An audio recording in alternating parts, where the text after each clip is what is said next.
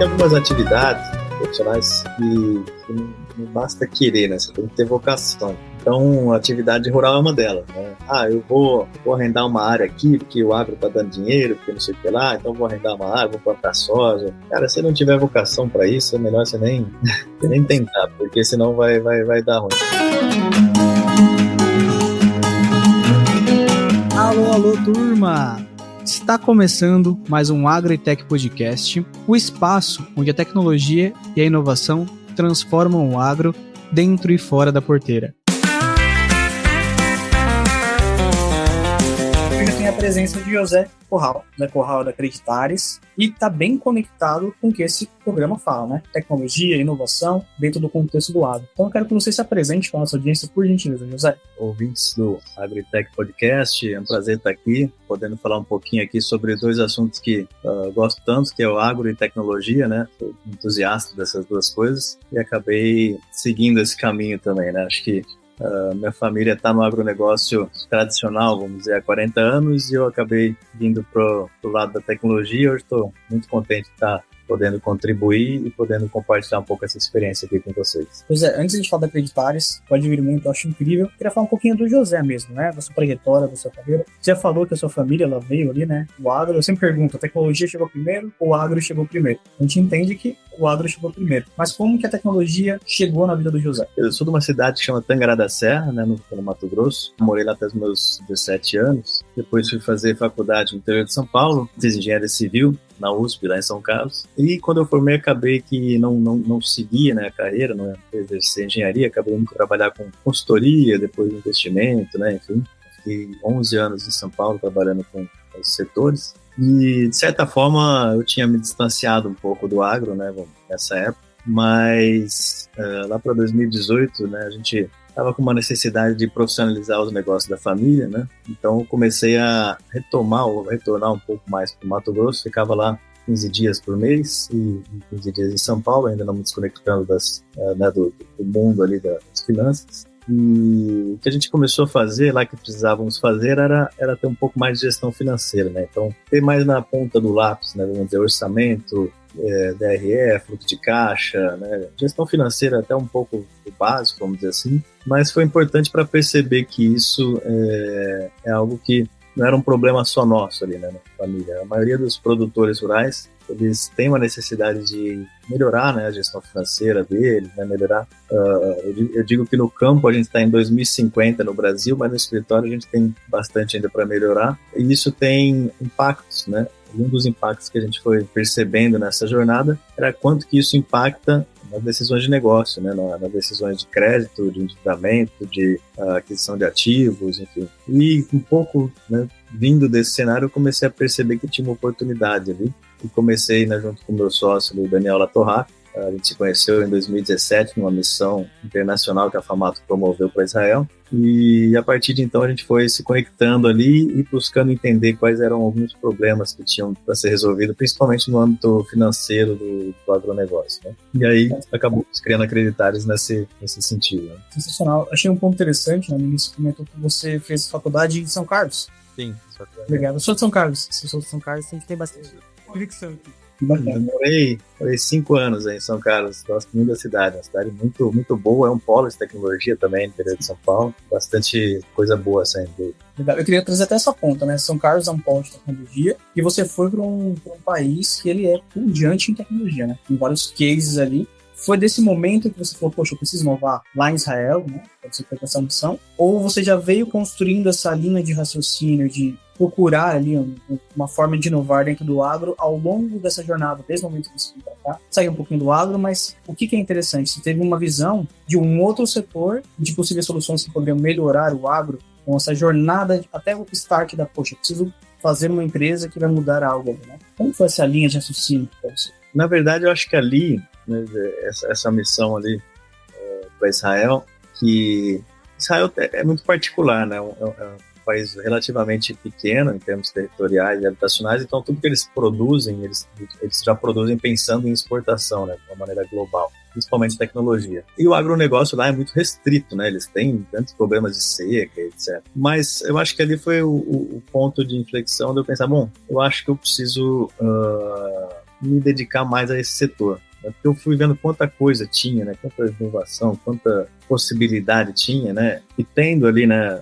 família já atuando com isso, eu falei, acho que é um momento de mergulhar nesse setor, acho que deve ter muita oportunidade. Então, por mais engraçado isso possa parecer, a viagem, né, para Israel me fez retomar a conexão com o agro e não necessariamente com tecnologia. E aí, nesse mesmo momento, a gente precisava, né, dar uma profissionalizada na gestão dos negócios da família, então implementar a governança, gestão financeira, etc. E aí eu vim muito por esse lado, né, aprendendo e me reconectando com o agro, mas aí muito de um ponto de vista não da operação, mas muito mais da gestão, e entender o que podia ser melhorado ou quais eram os grandes gargalos que tinham, né, nessa seara aí do agronegócio, né? Porque o agronegócio é muito amplo, né? Você tem dentro da porteira, fora da porteira, antes da porteira, enfim. Eu entendi que talvez esse era um nicho que tinha bastante coisa acontecendo, né? Bastante revolução por acontecer. E a gente construiu a empresa na tese de que era o seguinte, né? Você tem...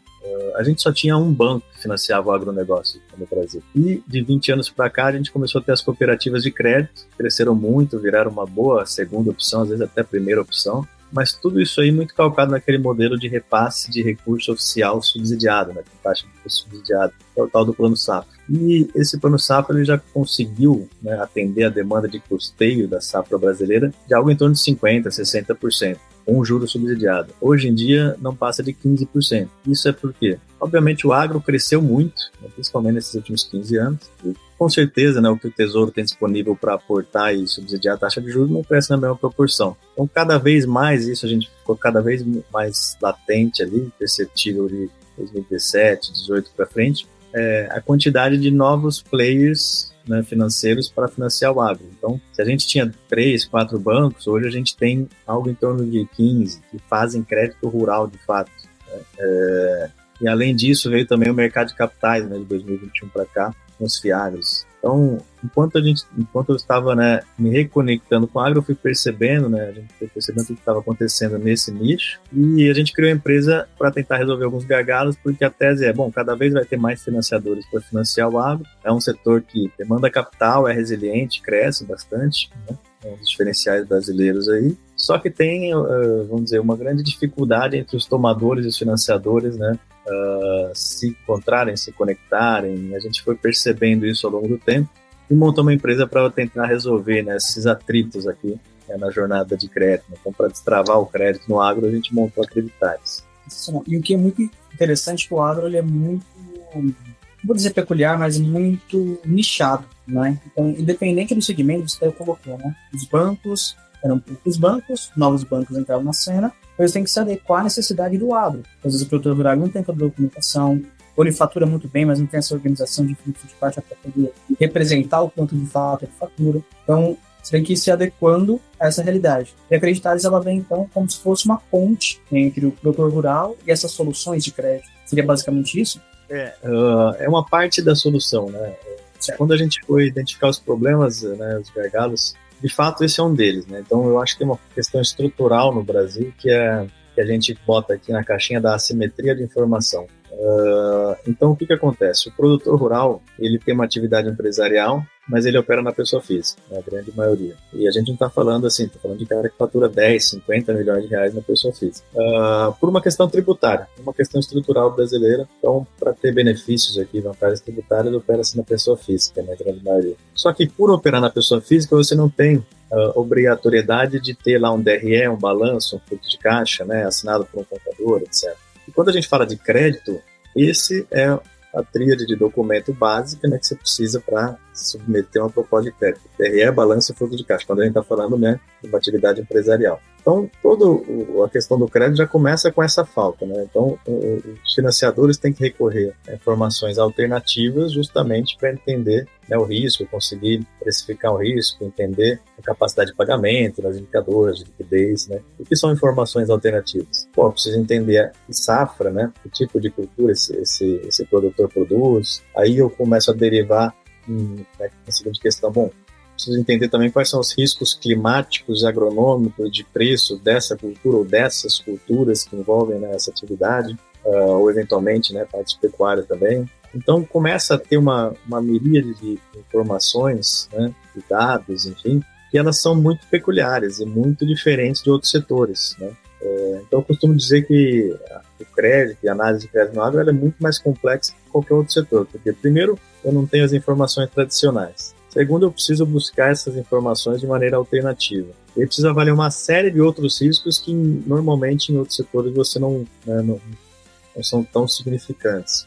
Então a gente entendeu que uma grande gargalo do processo de crédito era a jornada de captura de dados, validação de dados, atrelar isso a motores de decisão, esteiras de crédito, etc. Então, uma parte da solução a gente entendeu que se eu quero destravar, não adianta só eu conectar A com B, porque eu vou conectar A com B e vou continuar tendo um processo que é lento, moroso, artesanal, e eficiente. Então, eu preciso trazer tecnologia para esse ambiente para que essa logística de dados e informações ela seja mais eficiente, e aí, portanto, traga melhores alternativas com mais rapidez. E aí, então, eu vou conectar as pessoas, vou conectar as pontas. Então, a gente, na nossa jornada, trouxemos advisors de mercado que entendiam muito de crédito claro, nos ajudaram a entender o panorama geral. Fomos nos bancos, principalmente os novos entrantes, entendemos os processos e fomos construindo a tecnologia que a gente batizou, a plataforma de Agro Open Bank, com essa visão de ser o Open Bank do agro. Fomos construindo a tecnologia com esse objetivo, de oferecer para as empresas uma solução que conseguisse de ponta a ponta resolver a esteira de crédito. Captura de dados, motor de decisão, esteira, formalização, monitoramento, e esse é um meio para um fim. Qual que é o fim? Que a gente consiga, então, nessa segunda camada aqui, conectar tomadores e os financiadores num ambiente sem fricção. Então, foi essa a lógica que a gente utilizou para construir a Creditário. E uma das coisas que eu fiquei com uma dúvida, você tem que fazer um apanhado de informações, estudar muito, adequar o nível de negócio, que você quer integrar na ponta, com a tecnologia, então que essa tecnologia ela fosse possível, entregar o que você se propõe, mas tem um grande fator aí, que eu acho que é um desafio que eu enfrento, que eu até perguntar se você enfrenta, e é a aceitação de tecnologia do público do agro. Então, hoje, o produtor rural, por mais que fique claro o que ele pode empregar, às vezes fica um pouquinho difícil entender como isso é efetuado ou para que isso é efetuado. Como que vocês se prepararam para traduzir tudo isso que é muito robusto em termos técnicos, em nível mais alto em relação à parte tecnológica, para traduzir tudo para o produtor fora, produtor, de forma simples e objetiva. Eu faço isso para você. Como que foi esse preparo de tradução? A gente sempre encarou a tecnologia como um meio. Então, a tecnologia é um meio para que alguma coisa aconteça, ela não é o fim. Então, na evolução aqui da empresa, a gente foi entendendo algumas coisas particulares. Então, primeiro, a linguagem. Como é que eu acesso o produtor? Como é que eu falo com ele? Como é que eu apresento a proposta de valor para ele? Por conta disso, a gente precisava acessá-los, precisava ter uma capilaridade e a gente entendeu, a tecnologia é um meio para um fim, então ele não necessariamente precisa saber o que acontece dentro da plataforma, mas o que ele quer? Ele quer crédito, ele quer ter opções de crédito, ele quer ter a melhor razão de comercialização da safra dele, ele quer ver resultado. No final do dia, isso que ele quer ver na prática.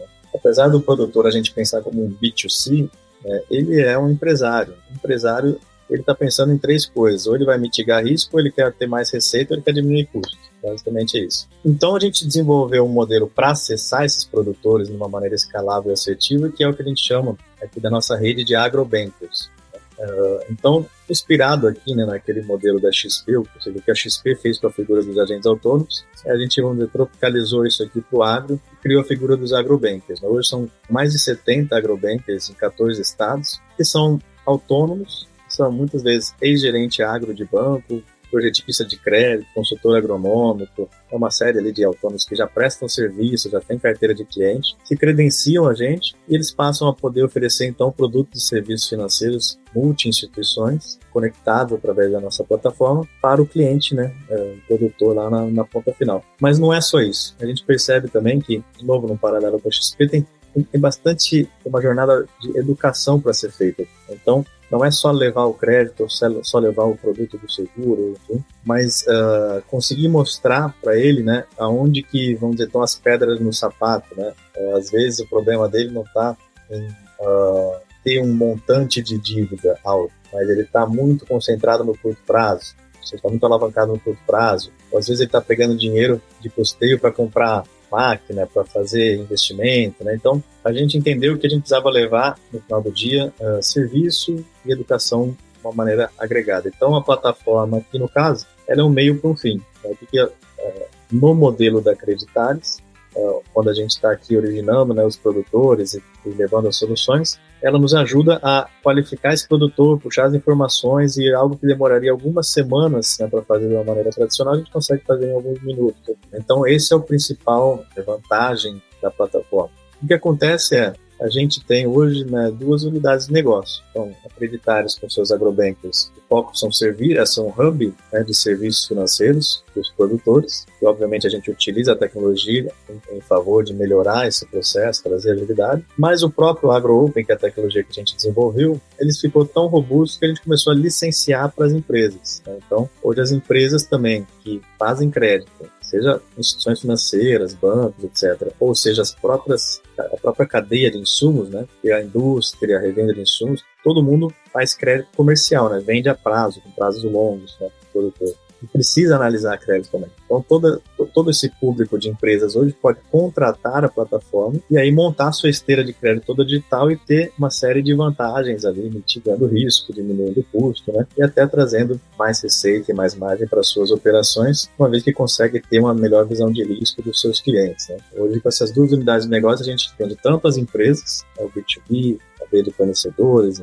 revenda de insumo, banco, etc., como os produtores na ponta, mas aí não estou levando tecnologia, não estou vendendo tecnologia para os produtores, eu estou levando soluções, né? Estou levando serviços financeiros, soluções financeiras através de uma rede, né? E esse é o principal ali, objetivo quando a gente está atendendo o cliente final lá, o produtor, que é, de fato, atendê-lo numa visão 360 do ponto de vista de recursos financeiros. Isso é muito incrível, porque hoje eu começo a entender um pouco mais a fundo, né, como funciona a Creditares, e vocês estão numa atuada que traz sim a solução de ponta tecnológica, mas traz uma mudança de paradigma em relação a como o produtor se vê. Porque quando ele pensa, poxa, eu preciso me adequar em algumas normas aqui para poder pegar o crédito, indiretamente ele está melhorando a visão de dados dele da fazenda. Talvez não saiba diretamente que isso está sendo empregado. E com as informações mais claras para ele, na próxima safra ele tem uma possibilidade de tomada de decisões mais embasadas. Porque, poxa, se eu fiz isso, eu posso fazer de uma forma melhor. Né? Então, a Creditares, ela entra nesse sentido, educando, né, o produtor.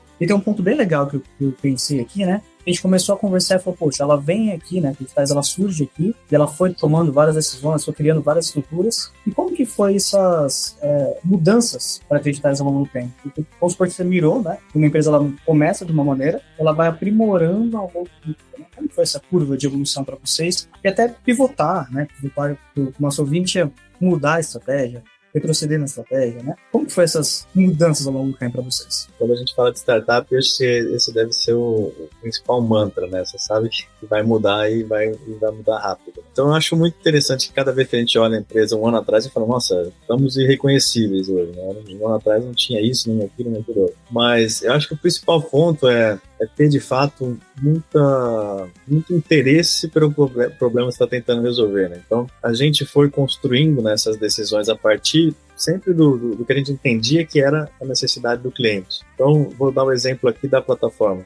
Surgiram, né, nos últimos 5 anos, uma série de plataformas, né, tentando resolver essa questão da jornada de crédito no agro. Como eu disse, ela é muito complexa, ela é longa, ela é artesanal, ela é complicada, e foram surgindo soluções que atendiam parte do processo, né? Ou capturava dados, ou a outra era de esteira de crédito, a outra fazia monitoramento. Então a gente sempre, como a gente veio com o viés de como é que o financiador precisava concatenar as coisas para aprovar crédito, a gente já foi construindo a plataforma de maneira que a gente conseguisse oferecer a jornada completa, e não só uma parte da solução. Tanto é que a gente começou a licenciar a plataforma para terceiros, provavelmente em final de 22 ou começo de 23 ali, né? Na verdade, começo de 23.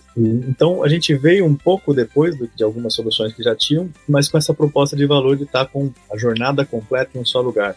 E hoje isso é um diferencial, né? Porque ao longo do tempo as empresas que acabaram adotando mais de uma solução, né? Então hoje não é raro você ver revendas que tem, sei lá, 3, 4 fornecedores, 4 ferramentas diferentes para cumprir sua jornada de crédito como um todo, e hoje a gente tem sido bem sucedido em substituí-las, né? Ou seja, trazendo para um lugar comum a jornada completa, onde elas podem ter a experiência de ponta a ponta. Isso é muita eficiência, né? Então, essa foi uma decisão estratégica que a gente tomou de postergar um pouco o lançamento, né, da plataforma para terceiros, buscando ter ali um produto que de fato tivesse um diferencial e atendesse ali de ponta a ponta. Outras coisas que a gente foi aprendendo era, a gente tinha a visão de que daria para construir um marketplace de crédito para o agro, né, que o produtor entrava lá, botava o CPF, recebia um monte de propostas, etc. Então a gente foi descobrindo que tinha uma série de barreiras para serem resolvidas ali, né, ao longo do tempo. Então, nossa estratégia foi resolver ponto a ponto, né? Então, a gente foi primeiro, montou ali parcerias comerciais com diversos financiadores, entendemos os processos, a gente soube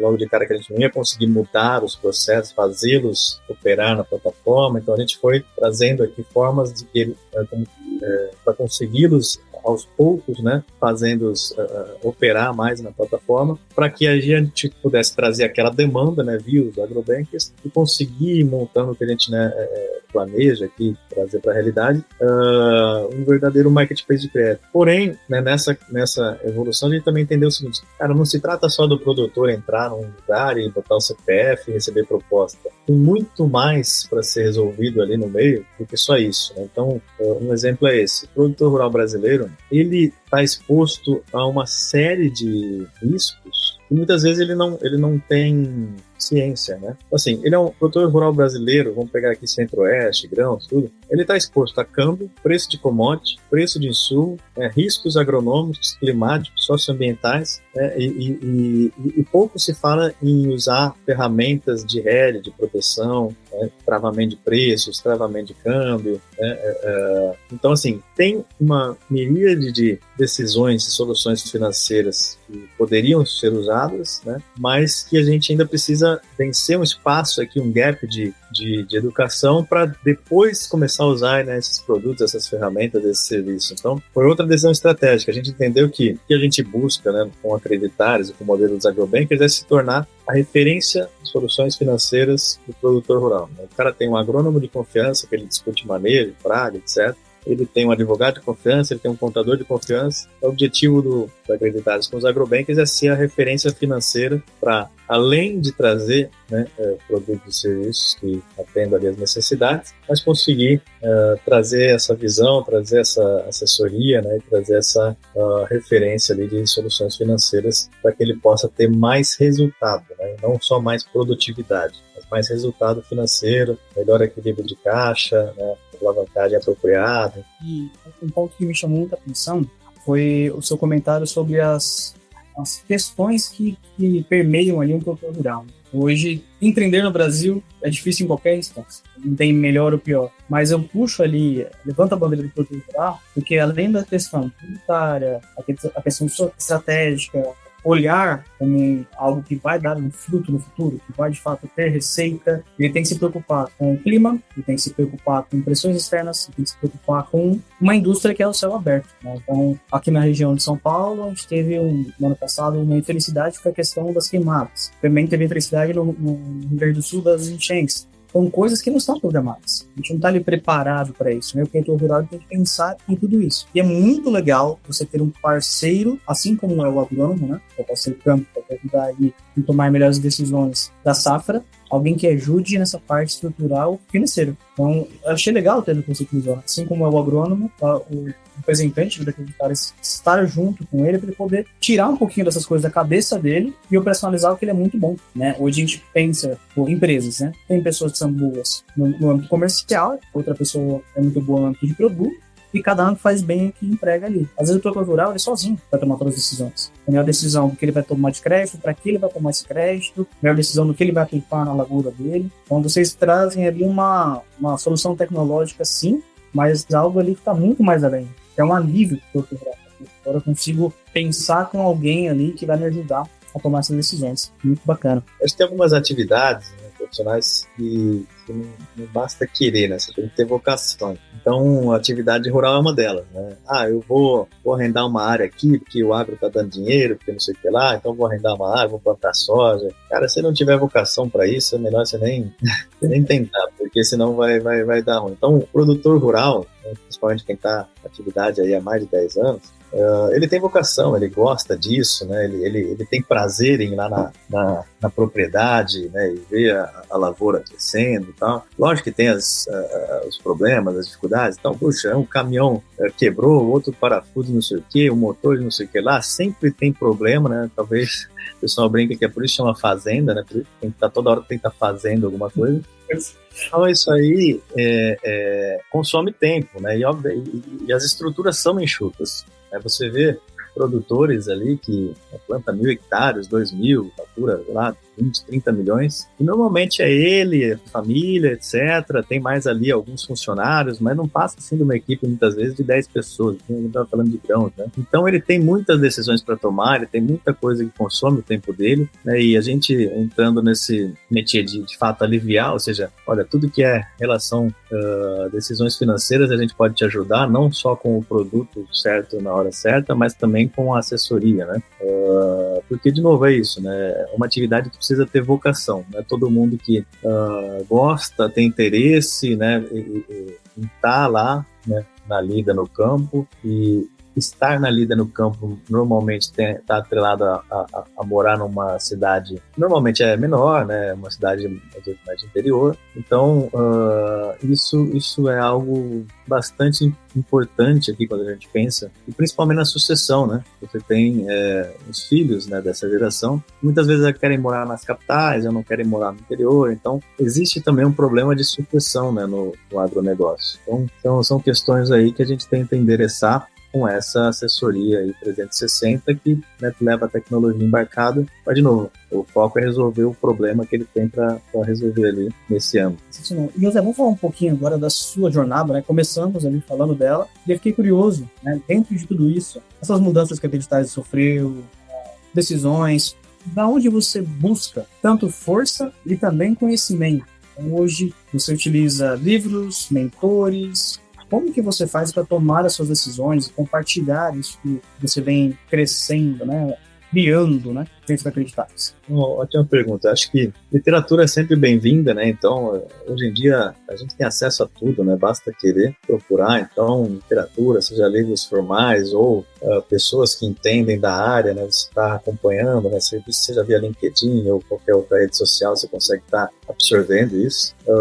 Eu acho importante também o relacionamento, né, em pequenos nichos ou grupos, porque a jornada do empreendedor ela é bastante solitária, né? Então você tem porção de dúvidas, você tem, aliás, muito mais dúvida do que certeza, principalmente quando você empreende, né, no nicho de startup. Normalmente você está construindo algo que é novo, né, seja do ponto de vista da tecnologia, ou da forma de distribuição, ou da solução. Às vezes você está fazendo os três ao mesmo tempo. Então você está construindo algo que é novo, que você precisa validar, testar no mercado. Aí você precisa depois testar modelos de precificação, de distribuição. Então, assim, até você passar em uma arrebentação, você tem muita incerteza para validar. E isso, né, num ambiente onde você normalmente tá bastante solitário, você vai ter um sócio e tal. Então, buscar boas companhias, bons mentores, né, e até outras redes, né, de outros empreendedores, eu acho que isso é uma das principais formas da gente se manter, além de atualizado, mas também ali com algum apoio, suporte, porque, né, nessas trocas ali a gente percebe também, bom, tô sozinho, mas não tô sozinho, né? Então, estamos sozinhos em grupo, né?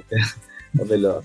Muito legal. Eu como isso pra mim, né? Eu fiz a mudança pra São Carlos. Quando eu cheguei aqui, eu conhecia algumas pessoas da minha família. Eu, cara, eu preciso conhecer alguém que experiencia o que eu vivo, né? Vivencia o que eu vivo. E aí eu me conectei, não sei se você conhece o Novo Lado, o outro lado, o Tradicional. E aí eu comecei a trocar ideias com o pessoal, porque a gente tá passando pela mesma coisa que eu, um pouquinho de empreender. Ou até momentos de vida, né? Semelhantes. Então eu acho que, com certeza, o networking é a melhor forma de você escalar conhecimento e se aprimorar como pessoa. Você começa a ver outras histórias, outras realidades. Fala, pô, não passei por isso, mas e se eu passar, eu já tenho alguém que já passou, eu consigo acionar essa pessoa para me ajudar, né?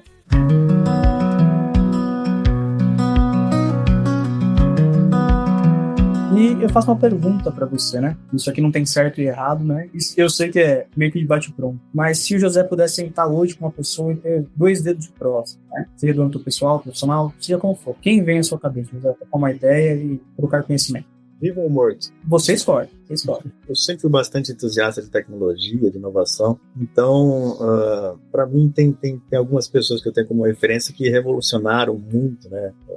Não só em própria indústria, mas a forma que a gente vive hoje. Né? O próprio Steve Jobs, né, que é uma pessoa que você foi, mas com certeza ter essa oportunidade seria incrível, né? Porque é uma pessoa com uma visão muito além do tempo. E é sempre bom você, né, conseguir ter um quinhão de como é que essas pessoas enxergam o mundo, né? E hoje em dia, acho que vivo, você tem o próprio Elon Musk, né, que também é um grande inovador. Então, eu diria que como grandes referências, assim, de poder bater dois dedos de prosa ali e conseguir absorver alguma coisa, eu gosto muito desses empreendedores que são inovadores por natureza e mudaram, né, o status quo da forma da humanidade nos tempos modernos, né? E empreender em tecnologia é você levantar uma bandeira que na maioria das vezes ninguém acredita. Quando o Steve Jobs subiu lá para fora, esse aparelhinho aqui vai mudar a sua vida. Uma galera que obviamente se surpreender, então vai falar, sério, daqui a pouco você já cai por terra. E hoje nós temos nossa vida dentro desse aparelho, né? Tudo que a gente precisa estar ali. Então, ótima escolha. E outro ponto legal também, por favor, pode dizer. Tem mais uma coisa aí que é o seguinte, né? O empreendedor, ele precisa estar muito acostumado a lidar bem com rejeição, né? Porque, na verdade, isso é o que mais acontece no dia a dia do empreendedor. Então, até quando você vê, né, esses grandes empreendedores aí, o cara levou 90 não e 10 sim. É mais ou menos isso, né? Então, é algo que quem quer empreender, né? Eu acho que acho que esse, na verdade, é o principal ponto, né? Você tem que ser muito resiliente, tem que se acostumar a lidar bem com rejeição, né? E normalmente você só vai conseguir fazer isso se você tem muita vocação ou paixão pelo aquilo que você está fazendo, né? Vou montar uma empresa porque eu quero vender, ganhar dinheiro, não sei o quê. Cara, às vezes você não vai aguentar até a página 2, entendeu? Então, você tem que ter ali, de fato, algo maior que você queira construir para ultrapassar, né, todas essas barreiras aí, né, e os nãos que você vai tomar para conseguir ter sucesso. Tem um ponto que eu achei bem legal que você comentou sobre a questão literária, né, de literatura. Eu escutei uma vez que alguém estudou muito para condensar o conhecimento dessa pessoa em 200 páginas, e hoje você compra esse conhecimento por, vou botar no mínimo, uns R$40. Acho que é um investimento muito benéfico, né? Pegar uma fatia do conhecimento da pessoa e comprar por R$40. Quais livros ou indicações literárias você poderia trazer para a nossa audiência? Qual pode ser que é legal, isso aqui é bacana? Virou a chave mesmo para o José. Eu acho assim, existe bastante literatura, né, de empreendedorismo, de inovação, de startup, mas eu normalmente, né, quando estou lendo alguma coisa, eu prefiro até fugir um pouco do tema, até porque eu acho que é interessante trazer outro tipo de conhecimento, ou, enfim, literatura, que às vezes você tem insights que não, né, quando você fica batendo ali na mesma página, às vezes você não vai ter. Então, recentemente eu comecei a ler um livro que chama Modernidade Líquida, né, que é de um filósofo, e chama Zygmunt Bauman, e ele traz muito sobre como é que a humanidade está mudando nesses tempos de tecnologia. Então, claramente, né, concepção, a gente, enquanto seres humanos, não estamos necessariamente preparados psicologicamente para toda essa evolução. Então, as coisas se tornaram muito líquidas. Então, o fato de você ter redes sociais, de você ter acesso a tudo, também te traz ali, né, uma certa solidão, né? Tudo é muito fácil, né? Você pode... Então, antes a gente talvez tinha que se planejar melhor, tinha que, né, saber as batalhas que a gente ia lutar, ou o fato, né, bom, o que eu vou investir meu tempo? Hoje em dia não, a gente vive a era da economia da atenção, né? Então a gente está aqui scrollando as redes sociais e não consegue se debruçar mais do que 5 segundos, 10 segundos, 30 segundos de alguma coisa. Então tudo isso tem um impacto, né, na mente humana. E é importante a gente entender, né, da onde vem, para onde vai isso, como é que a gente está se comportando hoje em dia. E o comportamento humano ele dita as tendências de consumo, de tudo. Né? Então, esse é um dos livros que eu estou lendo recentemente, eu tenho achado muito interessante nos insights, e é um livro que foi escrito aí, talvez na década de 90 ou começo de 2000, então basicamente nem tinha redes sociais e já tem tanta coisa que já estava sendo prevista ali por alguns filósofos. Então, eu acho que isso é algo recente que está me trazendo um novo insight sobre como é que hoje estão as relações humanas, como é que, né, isso pode evoluir tudo. Eu acho bem interessante esse tema, tenho estudado ele recentemente também, as interações humanas, e lembrar que nós somos tecnologia mais, né? E tem uma construção de evolução que ocorreu com a humanidade, mas a curva tecnológica ela veio de uma forma tão expressiva que o nosso corpo não está preparado para certas coisas que a gente tem acesso hoje em dia, né? Isso é muito interessante porque isso muda também não só o contexto biológico, mas o contexto social. Né?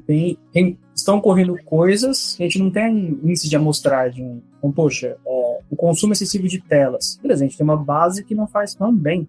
Mas você não tem 20, 30 anos de amostragem para saber como isso vai ser um resultado no futuro disso. Ou certos alimentos que a gente consome, certas coisas que ocorrem hoje, a gente não tem dado conciso falar, olha, isso aqui é bom, não é tão bom, ou vai dar ruim lá no futuro. Né? É interessante a gente tentar prever o futuro com base no passado. Né? Muito bacana, José. Indo pro final do nosso episódio. E que baita episódio, Zé. Que baita episódio. Muito obrigado por dividir seu conhecimento, dividir sua história. Confesso que eu queria mais umas 2 horinhas aqui de bate-papo com você. E tem muita coisa que eu queria perguntar, mas o tempo não me permite. Mas um ponto que, até fazer uma alusão no que a gente comentou agora há pouco, sobre o futuro, sobre a amostragem de dados, né? A gente não imaginaria que o agro seria tão tecnológico em 2025. E como que você vê o futuro do agro dentro do ponto de vista de inovação e tecnologia daqui para frente? Primeiro, é aquilo que a gente falou no começo, né? O agro ele tem muitas vertentes, né? Então, assim, tem o antes da porteira, o dentro da porteira, pós-porteira, né?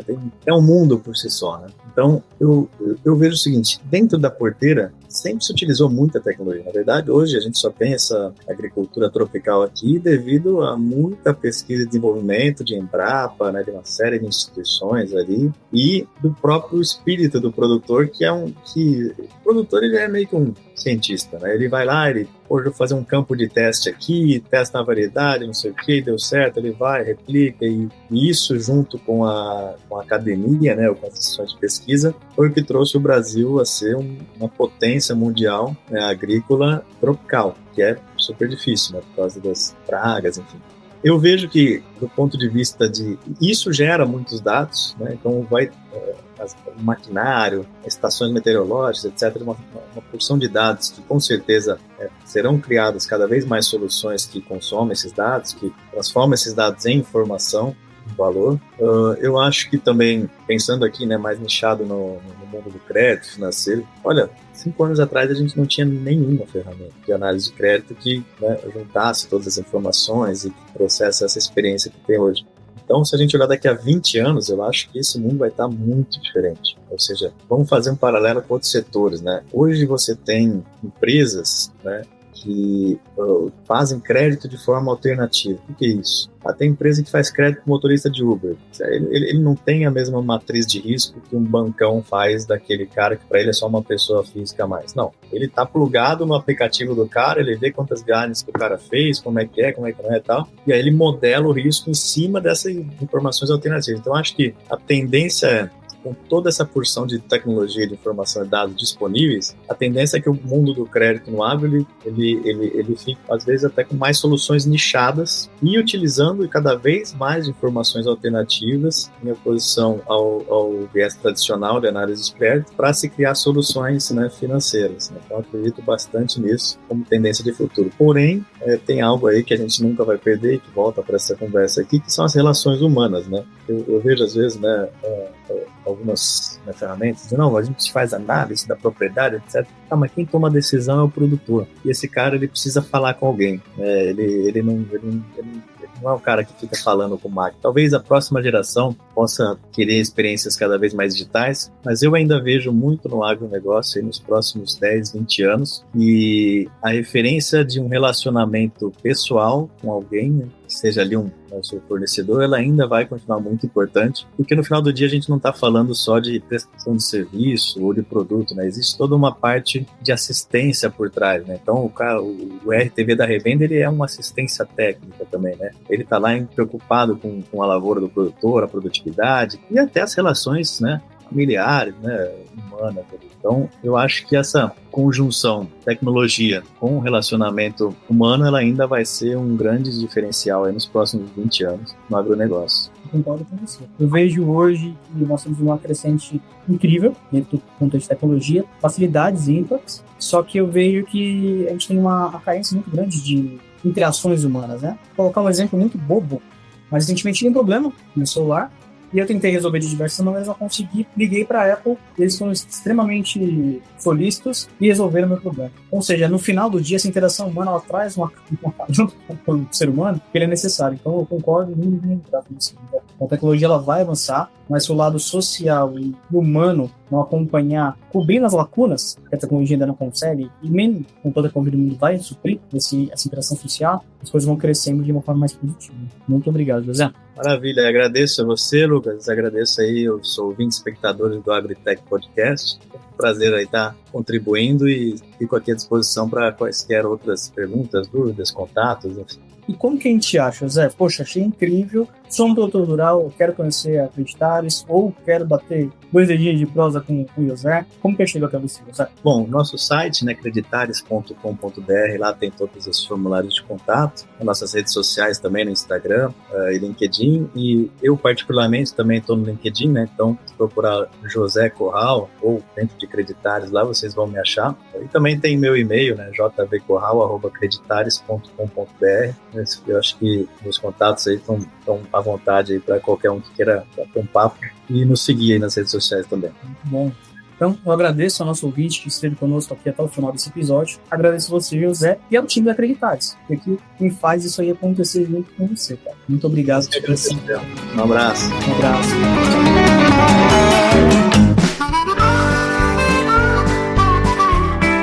O agro cresce com tecnologia e boas conexões. Se esse episódio trouxe novas ideias para você, compartilhe e faça parte dessa evolução. Esse conteúdo foi apresentado por Lucas Ordonha, com produção do Agro Resenha e edição do Sr. A.